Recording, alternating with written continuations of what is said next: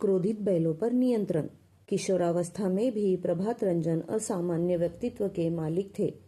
केशवपुर में रहने वाले उनके पड़ोसी मनोरंजन बैनर्जी उनसे 3 वर्ष छोटे थे। उन्होंने बड़े अनुराग से बुबुदा के बचपन की एक घटना को याद करते हुए बतलाया। जब मैं 5 वर्ष का था, तभी से बुबुदा के अनोखे व्यक्तित्व ने मेरा ध्यान आकर्षित कर लिया था। उनकी दैनिक गतिविधियों को मैं गंभीरतापूर्वक देखा करता था। कई बार मैंने उन्हें केशवपुर में स्थित शिव मंदिर के प्रांगण में कई घंटों तक आंखें बंद करके बैठे हुए भी देखा था। उन्हें उस तरह बैठे देखकर हम सभी आश्चर्य में डूब जाते थे। जैसे जैसे बुबुदा की आयु बढ़ती गई, हम लोगों को यह बात समझ में आने लगी थी कि वे हम जैसे नहीं थे, वरन हम लोगों से अलग व्यक्तित्व के मालिक थे। दूसरे लोगों की तरह वे कभी फालतू बातें नहीं करते थे, वरन हम लोगों को हमेशा कुछ न कुछ दिलचस्प बातें बतलाया करते थे। उम्र में वे हम लोगों से कुछ ही वर्ष बड़े थे, फिर भी हम लोगों से कुछ गलतियां हो जाया करती थी तो वे हमें डांट फटकार दिया करते थे। इसलिए हम सभी अपने माता पिता से ज्यादा उनसे सहने सहमे से रहते थे। हम लोग उनका बहुत सम्मान भी करते थे। उनके व्यक्तित्व में कुछ ऐसी विशेषता थी जो दूसरे सभी लोगों को उनका सम्मान करने के लिए प्रेरित करती थी।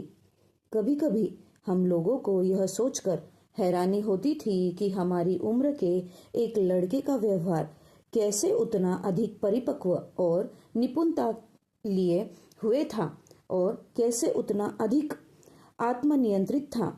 हम समझ गए थे कि वे कोई साधारण व्यक्ति नहीं थे, वे वास्तव में विशेष गुण संपन्न व्यक्ति थे।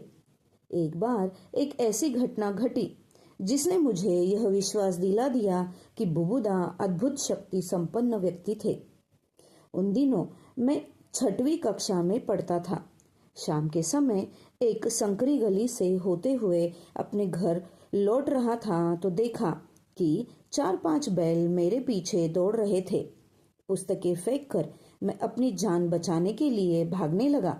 भागते भागते मैंने देखा कि बुबुदा गली के अंतिम छोर पर खड़े हुए थे।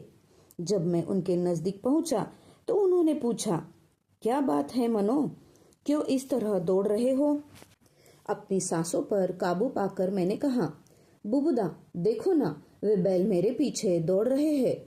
फिर बिना कुछ कहे वे मेरे और बैलों के बीच खड़े हो गए। गुस्से में उग्र भाव से फुफकारते हुए जब वे बैल नजदीक पहुंचे तो बुबुदा ने उन्हें रोकने की मुद्रा में अपने हाथ उठाया। वे बैल अचानक रुक गए और बिना हिले डुले मूर्ति की तरह खड़े हो गए। मैं हैरान रह गया। फिर उन्होंने मुझे अपनी पुस्तकें उठाकर लाने के लिए कहा। मैं डरा हुआ था, सोच रहा था कि पुस्तकें उठाने के लिए यदि मैं उन बैलों के पास से गुजरा तो हो सकता है कि वे मुझ पर आक्रमण कर दे। मुझे दुविधाग्रस्त देखकर उन्होंने आश्वस्त किया, मनो फिक्र मत करो, वे बैल तुम्हें हानि नहीं पहुंचाएंगे। धड़कते दिल से जब मैं बैलों के पास से गुजरा तो मैंने देखा कि बर्फ में रखी हुई वस्तु की तरह वे सभी बिना हिले डुले यंत्रवत चुपचाप खड़े हुए थे।